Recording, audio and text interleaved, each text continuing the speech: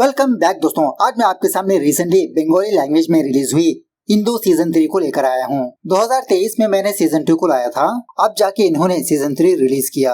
अगर आप लोगों ने पहले सीजन को नहीं देखा तो डिस्क्रिप्शन में मैं लिंक्स प्रोवाइड कर दूंगा। तो अब चलिए फटाफट से वीडियो को स्टार्ट कर लेते हैं। उससे पहले लुटा दो प्यार, फॉलो ऑन इंस्टाग्राम। सीजन की शुरुआत होती है सीजन 2 के एंडिंग से। मतलब घर के आंगन में चारू की लाश पड़ी होती है। फैमिली के सारे लोग चारू की लाश को देखकर शॉक में रह जाते हैं। तभी थोड़ी देर के बाद पुलिस वाले इस घर के पास पहुंच जाते हैं। पूछताछ के दौरान सुजातो की बड़ी माँ पुलिस वाले से कहने लगती है कि जब मैं किचन में थी तो आंगन में कुछ आवाजें सुनाई दी। बाहर आकर देखा तो इस लड़की की लाश पड़ी थी। काफी दिनों पहले मैंने इस लड़की को देखा जब ये लड़की लबोनी से मिला करती थी। इंस्पेक्टर कहने लगता है कि लबोनी तो अब जिंदा नहीं है, वो यहाँ पर किससे मिलने के लिए आई होगी। सुजातो से पूछने लगता है कि शायद ये चारू तुमसे ही मिलने के लिए आई होगी, क्योंकि घर में इस लड़की को कोई भी नहीं जानता। यहाँ पर मैं आपको ये बात याद दिला दूं कि ये मरी हुई चारू सुजातो और उसके मरे हुए भाई की एम्प्लॉय थी। इंस्पेक्टर सुजातो से कहने लगता है कि सुजातो बाबू, आपको मेरे साथ पुलिस स्टेशन आना पड़ेगा। तभी इंदू कहने लगती है कि इंस्पेक्टर साहब, जब चारू मरी थी उस वक्त सुजातो मेरे साथ ही था। इंस्पेक्टर कहने लगता है कि देखिए, मैं सुजातो को अरेस्ट नहीं कर रहा, पूछताछ के लिए इसको पुलिस स्टेशन ले जा रहा हूँ, क्योंकि सारे घर में चारू इसी बंदे को जानती है। इंदू कहने लगती है कि मैंने सुना था कि अंकल ने इस लड़की को हमारे घर के बाहर देखा था। अगर सुजातो इस चारू को मारना होता तो उसके घर पर ही मार देता, हमारे घर पर लाकर मारने की क्या जरूरत। इंस्पेक्टर और घर वाले सुजातो के बड़े पापा के पास जाकर यही बात पूछने लगते हैं कि आपने चारू नाम की एक लड़की को घर के बाहर देखा था ना, अब वो मरी पड़ी है। तो सुजातो का अंकल शॉक में रह जाता है, क्या इस घर में एक और मौत हो गई है? भगवान, इस घर में हो क्या रहा है? हाँ, वो लड़की चारू हमारे घर की तरफ देख रही थी। इंस्पेक्टर कहने लगता है कि आप बस हमको ये बताओ कि ये चारू सुजातो से मिलने के लिए आई है, क्योंकि हमारे शक में ये सुजातो ही है। सुजातो का बड़ा पापा कहने लगता है, नहीं नहीं, सुजातो ऐसा नहीं कर सकता, सुजातो किसी को भी नहीं मार सकता, उसे पुलिस स्टेशन पर मत लेकर जाओ। अब इसको ओवर एक्ट करता देख सुजातो इंस्पेक्टर से कहने लगता है कि इंस्पेक्टर साहब, मैं आपके साथ पुलिस स्टेशन पर चलने के लिए तैयार हूँ। थोड़ी देर के बाद वो सुजातो इंदू के पास आकर कहने लगता है कि मैंने आपको इस घर का शर्लॉक होम्स बनाया था, देख लीजिए, आप ही मुझे बचा सकते हो। सुजातो जाने के बाद मीर इंदू के पास आकर कहने लगता है कि मैंने आपसे पहले ही कहा था कि हम दोनों एक टीम बने, क्योंकि इस घर में हम दोनों ही बाहर वाले हैं, लेकिन आपने तो मना कर दिया। वैसे एक बात बताऊं, इस घर की दो कहानियां हैं। जैसे दो सर्किल्स इंटरसेक्ट होने पर एक पॉइंट मिलता है ना, उसी तरह से इस घर की दोनों कहानियां एक ही जगह पर मिलती है। वही इस सारे फसाद की जड़ है। इंदू कहने लगती है कि आपकी बातें मुझे समझ में नहीं आई। मीर कहने लगता है, जितना आप कम समझो आपके लिए बेहतर है, वैसे भी आप मेरी टीम नहीं हो ना। उसी वक्त खुशी की बच्ची बुलबुली फटाफट से इंदू के पास आकर कहने लगती है कि माँ पागलों जैसी हरकतें करते हुए आपको याद कर रही है, आप फटाफट से चलिए। इंदू जाने के बाद मीर इस बच्ची से पूछने लगता है, क्या तुम देर रात तक जाग रही हो? तुम्हारे आंखों के पास डार्क सर्किल्स है। बुलबुली कहने लगती है कि हर रात मैं अपनी माँ की पहरेदारी करती हूँ ताकि कोई बुरा बंदा मेरी माँ के पास ना आए। मीर कहने लगता है कि देखो, कभी कभार अच्छी लड़की अच्छी नहीं होती और उसी तरह से बुरे लड़के बुरे भी नहीं होते। इस तरफ इंदू खुशी के पास आकर इसको संभालती रहती है। खुशी को ये बात पता लग चुकी होती है कि पुलिस वाले सुजातो को ले गए। इंदू से कहने लगती है कि अच्छी लड़की, तुम सुजातो को वापस लाओ, सुजातो अच्छा लड़का है। इंदू इस खुशी को बहुत ही मुश्किल से संभालने लगती है कि आप शांत हो जाओ, मैं सुजातो को वापस ले आऊंगी। इस तरह पुलिस स्टेशन में पुलिस वाला सुजातो को ये सवाल पूछने लगता है कि चारों मरने की वजह से तुमको क्या फायदा हो सकता है। सुजातो कहने लगता है कि जिसको फायदा था वो तो अब इस दुनिया में नहीं रहा, मतलब मेरा भाई सौगातो, मुझे क्या फायदा हो सकता है चारू मरने से। इंस्पेक्टर पूछने लगता है कि मैंने सुना है कि तुम्हारा और उस चारू का चक्कर चल रहा था। सुजातो कहने लगता है कि असल बात यह है कि ना मैं और ना ही मेरा भाई उस चारू से प्यार किया। हाँ, चारू मेरे भाई से प्यार किया करती थी, मतलब वन साइड लव, लेकिन चारू से पहले तो मेरा भाई ही मर गया। जिस पर इल्जाम लगने वाला था वो लोग तो इस दुनिया में नहीं है, अब बचा मैं ही। अगर आपके पास कोई सबूत हो तो मुझे गिरफ्तार कर सकते हो। मतलब इस तरह से हार मानकर इंस्पेक्टर से कहने लगता है कि मैंने ही चारू को मारा। खैर, सुबह होने के बाद इंदू की सासू माँ खुशी के माँ बाप को बहुत डांटती रहती है कि मैंने आप लोगों को मेरे घर में पनाह दी और आप लोग मेरा ही घर बर्बाद करने चले। आपकी वजह से आज मेरा बेटा जेल में है। कल रात आपने मेन घर का दरवाजा बिना बंद किए सो गए, उसी दरवाजे से वो चारू लड़की यहाँ पर आकर मर गई। आप ही ने उस चारू को मारा होगा। अब एक पल भी मेरे घर में मत रहो, निकल जाओ, अपनी पागल बेटी को लेकर यहाँ से निकल जाओ। खुशी के माँ बाप इंदू की सास के पैरों पर गिर जाते हैं कि हमें घर से मत निकालो, हम कहाँ पर जा सकते हैं। तभी इंदू आकर कहने लगती है कि बड़े पापा, ऐसे लोगों के पैरों पर मत गिरिए। इंदू की सासू माँ कहने लगती है, वाह वाह वाह, अब तुम भी मेरे खिलाफ हो गई। पहले तुमको घर से बाहर निकालना चाहिए। तुम्हारा पति तो मर गया ना, अभी भी तुम यहाँ पर क्यों हो? तुम भी निकल जाओ मेरे घर से। तभी मीर भी कहने लगता है कि आप ऐसे सारे लोगों को घर से क्यों निकाल रहे हो? इंदु की सास इस मीर को भी डांटने लगती है, तुम अपनी जॉब खोने के बाद ससुराल पर आकर इतने सालों तो खा पी रहे हो, तुम भी अपने बीवी बच्चों के साथ यहाँ से चले जाओ। मैं सब जानती हूँ तुम्हारा प्लान, तुम इस सारी प्रॉपर्टी को हमारे दुकानों को हड़पना चाहते हो। पुशी पूछने लगती है, अरे माँ हम कहाँ पर जा सकते हैं? लेकिन पुशी की माँ कहने लगती है, मुझे वो सब कुछ नहीं पता, तुम अपने पति के साथ यहाँ से चले जाओ। इस घर में कोई भी नहीं रहेगा, मैं और काम वाले ही रहेंगे। उसी वक्त इंदु की सासू माँ इंदु की माँ को फोन करके कहने लगती है, क्या फटाफट से हमारे घर पर आकर आपकी बेटी को ले जाइए, अब आपकी बेटी मेरे घर पर एक पल भी नहीं रहेगी। तभी इंदु अपने सासू माँ के पास आकर कहने लगती है कि माँ मुझे शाम तक का टाइम दीजिए, मैं सुजातो को बेल दिलवाऊंगी। आपके पास जो लॉयर का नंबर है ना वो दीजिए मुझे। पहले तो इंदु की सासू माँ इसके लिए नहीं मानती, लेकिन अपने बेटे को बाहर लाने के लिए इंदु से कहने लगती है, ठीक है तुम्हारे पास शाम तक का टाइम है, और हाँ जब सुजातो बाहर आएगा उससे दूर ही रहना तुम। सो थोड़ी देर के बाद इंदु लॉयर के साथ पुलिस स्टेशन पर आकर सुजातो को बेल दिलवाने लगती है। इंस्पेक्टर यही कहने लगता है कि सुजातो के खिलाफ हमें कोई भी एविडेंस नहीं मिला, लेकिन सुजातो ने ही कबूल कर लिया कि उसने ही चारू को मारा। अच्छा हुआ मैंने उसका स्टेटमेंट रिकॉर्ड नहीं किया। अब वो लॉयर केस को थोड़ा भटकाने के लिए डॉक्टर का सर्टिफिकेट दिखाने लगता है कि सुजातो आजकल मेंटली थोड़ा डिस्टर्ब है। जब इंदु सुजातो को वापस घर ला रही होती है, सुजातो पूछने लगता है कि आपने मुझे क्यों बचाया? इंदु कहने लगती है, किसी और का जुर्म तुमने अपने सर पर क्यों लिया? सुजातो कहने लगता है कि किसी न किसी दिन पुलिस वालों को एक सबूत मेरे खिलाफ मिलेगा, शायद उसी के बलबूते पर पुलिस वाले मुझे गिरफ्तार कर लेंगे, तब आप मुझे कैसे बचाओगे? जब इंदु और सुजातो वापस अपने घर पर आते हैं तो उस वक्त सुजातो की माँ मंदिर में होती है, अपने घर की मंदिर में। सुजातो को बाहर देखकर बहुत खुश होने लगती है और हल्के से इंदु के पास आकर कहने लगती है कि तुम्हारा टाइम खत्म हो गया और मैंने कहा ना तुम मेरे बेटे से दूर रहो। उसके बाद इंदु उसी पूजा वाले रूम में जाकर थोड़ा बहुत पूजा पाठ करती रहती है। तभी एक किताब में इंदु को एक छोटा सा नोट मिलता है, उसमें ये लिखा होता है कि अगर तुम सारे लोगों को बचाना चाहती हो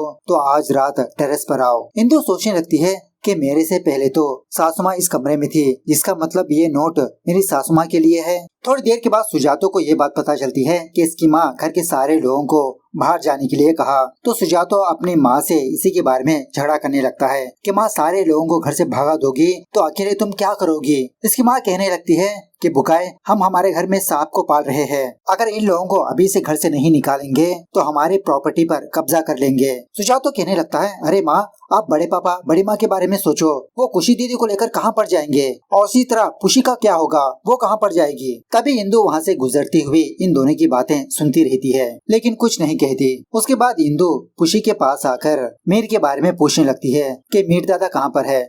पुशी कहने लगती है कि तुमको मीर से क्या काम? इंदु कहने लगती है एक्चुअली मुझे लैपटॉप की जरूरत है, कुछ काम है। पुशी कहने लगती है जब उन्होंने अपना काम बंद कर दिया वो लैपटॉप भी खराब हो चुका है। इंदु पूछने लगती है कि घर में और किसके पास लैपटॉप है। एक्चुअली उस वक्त पुशी अपने कपड़े शपड़े पैक करती रहती है। गुस्से में आकर इंदु से कहने लगती है कि हम सारे लोग घर से बाहर जा रहे हैं और तुम अभी भी डिटेक्टिव खेल रही हो, माँ ने तुमको भी बाहर जाने के लिए कहा। इंदु कहने लगती है कि एक्चुअली पुशी बचपन से मुझे एक आदत है, जिस किसी का भी सवाल नहीं मिलता मैं उसका जवाब खोजने में लग जाती हूँ, और वैसे तुम कहाँ पर जाओगी? पुशी कहने लगती है कि मैं कहाँ पर जाऊंगी, बस एक छोटी सी आस है, अगर मैं बैग लेकर घर से बाहर जाने लगूंगी तो शायद मेरी माँ का दिल पिघल कर मुझे रोक ले, और वैसे सौगातो भैया का भी एक लैपटॉप है। यह सुनने के बाद इंदु शॉक में रह जाती है क्योंकि इंदु को इस लैपटॉप के बारे में पता ही नहीं था। इंदु फटाफट से अपने कमरे में आकर उस लैपटॉप को ढूंढने लगती है। तभी सुजातो इंदु के पास आकर पूछने लगता है कि भाभी क्या ढूंढ रही हो? इंदु कहने लगती है कि मुझे अभी भी पता नहीं कि तुम्हारे भाई का लैपटॉप कहाँ पर है, मुझे लैपटॉप से कुछ काम था, और वैसे भी तुम्हारा भी एक लैपटॉप है ना? सुजातो कहने लगता है नहीं भाभी मैं अपना लैपटॉप तुम्हें नहीं दूंगा, तुम डिटेक्टिव की तरह सारे राज खोल दोगी। सुजातो की बातों से इंदु को एक और बात भी पता चलती है कि पुशी के पास भी एक लैपटॉप है। उसके बाद इंदु सुजातो को वो नोट दिखाने लगती है जो घर के मंदिर में पाया गया। कहने लगती है कि ये नोट तुम्हारी माँ के लिए था लेकिन इत्तेफाक से मुझे मिला, अब मैं तो यहाँ से जा रही हूँ, तुम ही अपनी माँ को संभालो। उसी वक्त उस घर का गोर काका मतलब काम वाला बंदा खुशी के माँ बाप के पास आकर उनके कपड़े शपड़े पैक करते रहता है क्योंकि सुजातो की माँ ने कहा। गोर काका की आवाजें सुनकर इंदु फटाफट से यहाँ पर आकर गोर काका को रोकने लगती है कि अंकल आंटी कहीं पर भी नहीं जाएंगे, मैं माँ से बात कर लूंगी, प्लीज आप जाइए। थोड़ी देर के बाद इंदु की माँ इंदु को लेने के लिए घर पर आती है। इंदु कहने लगती है कि माँ तुम 5 मिनट रुको, मैं अभी आई। इस तरह से इंदु अपनी सास के पास जाकर वो नोट दिखाने लगती है। किसी ने आपको आधी रात को टेरेस के ऊपर बुलाया। इसमें यही लिखा है कि अगर आप सबको बचाना चाहती हो तो आधी रात को टेरेस के ऊपर आओ। ये स्लिप देखकर सुजातो की माँ शॉक में रह जाती है। पहले तो इंदु पर ही शक करने लगती है कि तुम मुझे डराने के लिए ये स्लिप मुझे दे रही हो। इंदु कहने लगती है कि अगर डराना होता तो मैं कब का डरा देती, और वैसे भी अब ये प्रॉब्लम आपकी है, मैं तो जा रही हूँ। इंदु की सास यही सोचने लगती है, अरे यार अब क्या मुसीबत आने वाली है। उस वक्त सुंदरी इंदु की सास की सर की मालिश करती रहती है तेल से। इंदु वो तेल का बोतल देखकर सुंदरी से पूछने लगती है कि इस बोतल को मैंने खुशी दीदी के कमरे पर देखा था। सुंदरी कहने लगती है कि ये तेल तो सारे लोग इस्तेमाल करते हैं, बड़े पापा यही तेल तो बेचते हैं। उसके बाद इंदु और उसकी माँ वापस अपने घर पर जाने लगते हैं। थोड़ी देर के बाद वो गौर काका सुजातो की माँ के पास आकर इसको नींद से जगाने लगता है। मतलब इसने कहा था कि ठीक 12 बजे मुझे नींद से जगा देना, मुझे टेरेस के ऊपर जाना है। तो सुजातो की माँ उसी तरह से आधी रात को अपने घर के टेरेस के ऊपर जाने लगती है। शॉकिंगली उसके पीछे पीछे ये गौर काका भी जाने लगता है। शॉकिंगली गौर काका के पीछे सुजातो और इंदु भी होती है। मतलब इंदु घर से जाने का नाटक किया गई नहीं होती। सुजातो पूछने लगता है कि गौर काका आप यहाँ पर क्या कर रहे हो। टेरेस पर आई हुई सुजातो की माँ नहीं बल्कि सुंदरी होती है। गौर काका कहने लगता है कि माँ तो बहुत ही गहरी नींद में थी, उन्होंने ही मुझसे कहा कि तुम मेरे बदले टेरेस के ऊपर जाओ, देखो मुझे किसने बुलाया। सुंदरी को इंदु ने भेजा होता है। उसी वक्त पुशी जोर से चिल्लाने की वजह से सारे लोग पुशी की माँ के कमरे के पास जाते हैं। वहाँ पर जाकर देखने पर यह बात पता चलती है कि इंदु की सासू माँ के मुँह में काफी सारा तेल है। फैमिली वाले फटाफट से इंदु की सास को हॉस्पिटल पर ले जाते हैं। तभी डॉक्टर बाहर आकर कहने लगता है कि उनके पेट में काफी सारा तेल था और उसी तरह उस तेल में जहर भी था। हमने सारा तेल को निकाल दिया, होश आने के बाद ही हम कुछ बता सकते हैं। बाद में इंदु पुशी के पास आकर पूछने लगती है कि तुम उस वक्त अपनी माँ के रूम के पास क्यों गई थी। पुशी कहने लगती है कि मेरा सर दर्द कर रहा था, मेडिसिन लेने के लिए गई थी। इंदु कहने लगती है कि मुझे तो ऐसा नहीं लगता, उस नोट को शायद तुमने ही अपनी माँ के लिए रखा था, अपनी माँ को धमकाने के लिए, और बाद में 12 बजे के बाद तुम ही चेक करने के लिए गई थी क्या तुम्हारी माँ टेरेस के ऊपर गई है या नहीं। अच्छा हुआ तुम अपनी माँ के कमरे के पास गई, तभी तो हमको तुम्हारी माँ के बारे में पता चला। मैं जानती हूँ कि कोई भी बेटी अपनी माँ को मारना नहीं चाहती। तो पुशी सच बता ही देती है, हाँ मैंने उस नोट को लिखा था अपनी माँ को डराने के लिए, क्योंकि वो सारे घर वालों को बाहर भगाना चाहती थी। मैं यही दिखाना चाहती थी कि अगर माँ अकेली रहेगी तो उनकी जान को भी खतरा हो सकता है, लेकिन मैंने नहीं सोचा कि माँ के साथ ऐसा होगा। उसके बाद सारे फैमिली वाले वापस अपने घर पर आ जाते हैं। सुजातो गौर काका से कहने लगता है कि बड़ी माँ के सारे सामान वापस उनके कमरे में रख दो, इस घर से कोई भी बाहर नहीं जाने वाला। तभी इंदु गौर काका से पूछने लगती है, जब आप अंकल के कमरे में सारे सामान पैक कर रहे थे तो उस वक्त वो तेल के डिब्बे कितने थे। गौर काका कहने लगता है कि वो तो एक बड़ा वाला केस था और वो भी सील का। सो जब गौर काका तेल का वो केस इंदु के सामने लाता है तो शॉकिंगली ये केस तो ओपन हो चुका होता है और इनमें से 3 बॉटल मिसिंग होती है। उसके बाद इंदु सुंदरी को अपने पास बुलाकर पूछने लगती है कि माँ वो तेल कब से इस्तेमाल कर रही है। सुंदरी कहने लगती है, बहुत दिनों से। जब भी तेल की मालिश करती हूँ माँ आराम से सो जाती है। मैंने भी एक बार वो तेल अपने सर में लगाया था, बहुत नींद आई मुझे, जैसा लगता हो कि कोई नशा चढ़ गया हो। इंदु सोचने लगती है कि तेल पीने से थोड़ी कोई मर सकता है, या तो फिर उस तेल में किसी ने जहर मिलाया। उसके बाद इंदु सुजातो के पास आकर ये बात पूछने लगती है कि चारू की डेड बॉडी मिलने से पहले तो मेरे पास आकर एक बात कहा था कि तुमने शादी पर जानबूझकर मेरे बहन के पति अंजन को बुलाया था ताकि तुम अपने भाई को पनिश करना चाहते थे। क्यों तुम अपने भाई को सजा देना चाहते थे। सुजातो कहने लगता है कि सौगातो और लबोनी धतुरा की पॉइजन की वजह से मर गए, लेकिन भाभी मैं हर रोज मर रहा हूँ। जब किसी के दिमाग में शक का कीड़ा पैदा होता है वह हर रोज मरते रहता है, पोस्टमार्टम रिपोर्ट में भी पता नहीं चलता।